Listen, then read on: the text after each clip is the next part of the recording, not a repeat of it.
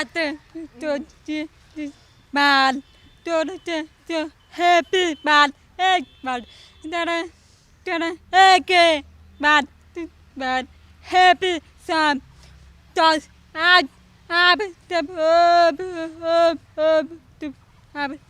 some, thank you. আজি ঘোষণা হল উচ্চতৰ মাধ্যমিকৰ চূড়ান্ত পৰীক্ষাৰ ফলাফল আৰু ফলাফল ইতিমধ্যে আমি এনকেটিভি দৰ্শকসকলক এই বিষয়ে পুৱাৰ ভাগৰ প্ৰায় অৱগত কৰিছোঁ সমান্তৰালকৈ এই মুহূৰ্তত গুৱাহাটী মহানগৰীৰ এখন বিদ্যালয়ত মই উপস্থিত আছোঁ যিখন বিদ্যালয়ৰ ছাত্ৰ ছাত্ৰী আপোনাৰ মোৰ দৰে ক'ব নোৱাৰে আৰু সেইসকল ছাত্ৰ ছাত্ৰীও থাকে আপোনাৰ মোৰ দৰে সপোন আৰু সেইখন বিদ্যালয়ত বিগত বৰ্ষসমূহৰ দৰে এই বৰ্ষৰো প্ৰায় 96% ছাত্ৰ ছাত্ৰী এই মুহূৰ্তত আজিৰ দিনটোত তেওঁলোকৰ ফলাফল পোৱাৰ পাছতেই উৎফুল্লিত হৈ পৰিছে পৰিৱেশটো মই অকণমান এনকেটিভি দৰ্শকসকলক দেখাব বিচাৰিছোঁ কিছু আন বিদ্যালয়তকৈ এইখন বিদ্যালয় পৃথক এইখন হৈছে মুকবৰ্তী বিদ্যালয় গুৱাহাটী মহানগৰীৰ কাহিলীপাৰা এইখন মুকবৰ্তী বিদ্যালয়ত কিন্তু আজি আনন্দ উৎফুল্লিত হোৱা দেখা পোৱা গৈছে এইসকল ছাত্ৰ ছাত্ৰী ভিডিঅ' জাৰ্নেলিষ্ট মোৰ লগত ৰাকেশ আছে ৰাকেশে এনকেটিভি দৰ্শকসকলক দেখাব এয়া চাওক তেওঁলোকৰ যি নিজৰ ভাষাত তেওঁলোকে আনন্দ কৰা দেখা পোৱা গৈছে সেয়াও তেওঁলোকৰ এক মাদকতা আজিৰ তেওঁলোক এইবাৰ দশম শ্ৰেণীত তেওঁলোকে এইবাৰ উত্তীৰ্ণ হৈছে কাইলৈ ইয়াৰ পাছৰ বৰ্ষত এইবাৰ তেওঁলোকে একাদশ শ্ৰেণীত তেওঁলোকে উত্তীৰ্ণ হৈছে তাৰ পাছত তেওঁলোকে দ্বাদশত তেওঁলোকে হায়াৰ ছেকেণ্ডেৰী তেওঁলোকৰ যি পৰীক্ষা সেই পৰীক্ষাত অৱতীৰ্ণ হ'ব লাগিব আৰু এইসকল ছাত্ৰ ছাত্ৰীয়ে আজিৰ তাৰিখত উৎফুল্লিত হোৱা দেখা পোৱা গৈছে বিদ্যালয়ৰ এগৰাকী শিক্ষক আছে মই পোনে পোনে তেখেতৰ কাষলৈ যাবলৈ চেষ্টা কৰিম তেওঁলোকৰ লগত বাৰ্তালাপ কৰিছে মই পোনে পোনে তেখেতৰ কাষলৈ আহিছোঁ মই পোনতে আপোনাৰ কাষলৈ আহিছোঁ কেনেকুৱা বিদ্যালয়ৰ ফলাফল আৰু আজিৰ তাৰিখত প্ৰায় ৩৬ বছৰৰ পাছত এক ঐতিহাসিক সিদ্ধান্ত এইবাৰ গ্ৰহণ কৰা হৈছে যে এইবাৰ কোনো স্থান নাথাকিব আৰু আপোনাৰ বিদ্যালয়খনৰ আপুনি ইতিমধ্যে কৈছে যে ৯৬% ছাত্ৰ ছাত্ৰীয়ে এইবাৰ লাভ কৰি তেওঁলোকে উত্তীৰ্ণ হৈছে কি ক'ব এইসকল একাদশ শ্ৰেণীৰ ছাত্ৰ ছাত্ৰী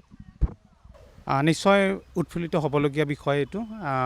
৪৭গৰাকী ছাত্ৰ ছাত্ৰীৰ ভিতৰত ৪৫গৰাকী ছাত্ৰ ছাত্ৰী উত্তীৰ্ণ হৈছে ইয়াৰে প্ৰথম বিভাগত দুগৰাকী ছাত্ৰ ছাত্ৰীয়ে এগৰাকী দীপেশ চন্দ্ৰ ৰয় আন এগৰাকী হ'ল ছালমা হক দীপেশ চন্দ্ৰ ৰয় হোম ছায়েন্সত লেটাৰ মাৰ্কছ পাইছে আৰু ছালমা হকে ফাইন আৰ্টছত লেটাৰ মাৰ্কছ পাইছে ল'বলৈ সক্ষম হৈছে দ্বিতীয় বিভাগত ২৮জন ছাত্ৰ ছাত্ৰী উত্তীৰ্ণ হৈছে তৃতীয় বিভাগত ১৫জন ছাত্ৰ ছাত্ৰী উত্তীৰ্ণ হৈছে আৰু দুজন ছাত্ৰ ছাত্ৰী কৃতকাৰ্য হ'ব নোৱাৰিলে নিশ্চয় তেওঁলোকে ভৱিষ্যতলৈ চেষ্টা কৰিব আমাৰ ইয়াৰ বিদ্যালয়ৰ ৫% হৈছে 96%। চ' সঁচাকৈ আজি উৎফুল্লিত হ'বলগীয়া দিন আৰু ইয়াত কোনো ৰেংক পোৱা নাই কিন্তু আমাৰ ছাত্ৰ ছাত্ৰীয়ে যি দুটা বিষয়ত লেটাৰ পাইছে তেওঁলোকে উৎফুল্লিত হৈছে নিশ্চয় সেই দুটা বিষয় ভাল পাইছে আৰু আগন্তুক দিনতো আৰু লেটাৰ পাবৰ কাৰণে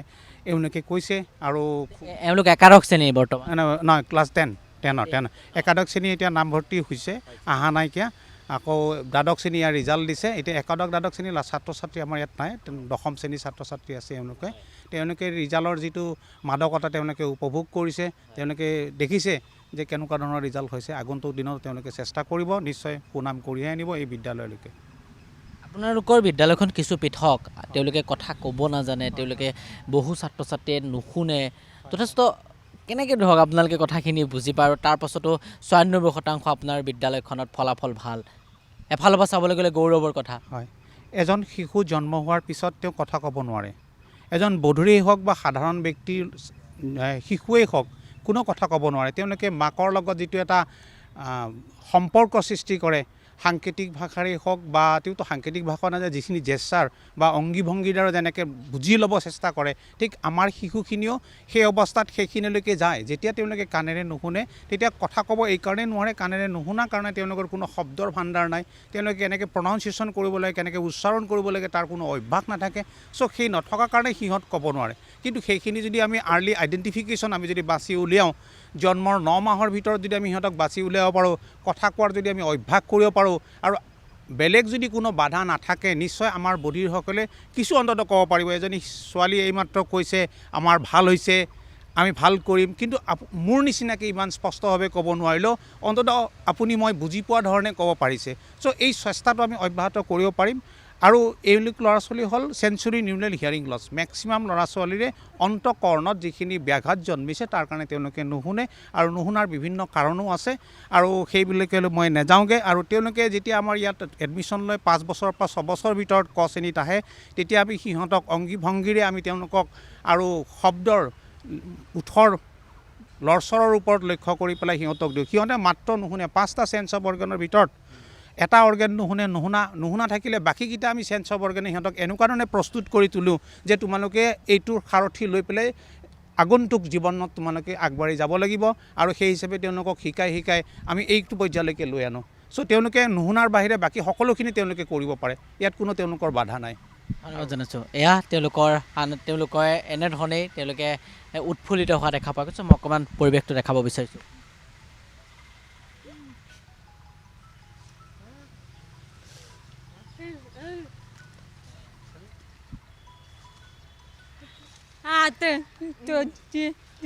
bad happy bad egg bad bad happy sam does add some thank you ধন্যবাদ এনেধৰণেই তেওঁলোকে আজিৰ দিনটোত উৎফুল্লিত হৈছে এইসকল ছাত্ৰ ছাত্ৰীয়ে তাৰ পাছত তেওঁলোকে পৰীক্ষাত উত্তীৰ্ণ হ'ব আৰু তাৰ পাছতেই তেওঁলোকেও অৱতীৰ্ণ হ'ব লাগিব পৰীক্ষাত আৰু এইখন মুকবৰ্ধী বিদ্যালয়ত গুৱাহাটীৰ কাহিলীপাৰাস্থিত বিগত বৰ্ষসমূহতো আমি NKTV দৰ্শকসকলক দেখাবলৈ চেষ্টা কৰোঁ তেওঁলোকৰ ফলাফল আৰু আজি উচ্চতৰ মাধ্যমিকৰ যি চূড়ান্ত পৰীক্ষাৰ